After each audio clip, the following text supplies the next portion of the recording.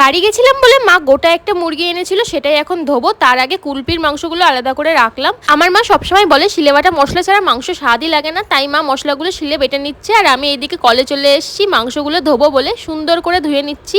মাছ বলো মাংস বলো সুন্দর করে না ধুলে কিন্তু আমার ভীষণ ঘেন্না লাগে। তারপর না আমার ভিডিও করতে একদমই মনে ছিল না, হুট করে এসে দেখি মা কুলপির মাংসগুলো সিদ্ধ করছে আর এইদিকে আমাদের মাংস রান্না হয়ে গেছে। এখন দেখেই লোভ লাগছে। আমি তারপর কুলপিকে নিয়ে একটু বাইরে বেরিয়েছিলাম আর দেখলাম পেঁপে হয়েছে গাছে বেশ সুন্দর। তো তারপর স্নান দান করে আমি খেতে বসে গেছি। এখানে ছিল ইলিশ মাছ আর শাপলা, ভীষণ ভালো লাগে খেতে আমার। আর তারপরেই ছিল মাংস। আর আমার মার মাংস রান্না আমার সব থেকে ফেভারিট, এত সুন্দর হয় কি আর বলবো। জমিয়ে দুপুরে খাওয়া দাওয়া করে নিলাম, তারপরে একটুখানি বিকালে বেরিয়েছিলাম ঘুরে টেরে। এসে দেখছি আমাদের না গ্যাস পুড়িয়ে গেছে, আর তার জন্য সন্ধ্যাবেলায় রুটিটা মা বাইরেই করছে। আমি বাড়ি গেলে রুটিই খাই, মানে রাতের বেলায় তো ডিনারটা সারলাম রুটি আর চিকেন দিয়ে। আর সত্যি কথা বলতে গেলে এই নিঃস্বার্থ ভালোবাসার কোনো তুলনা হয় না। আজকের মতো টাটা।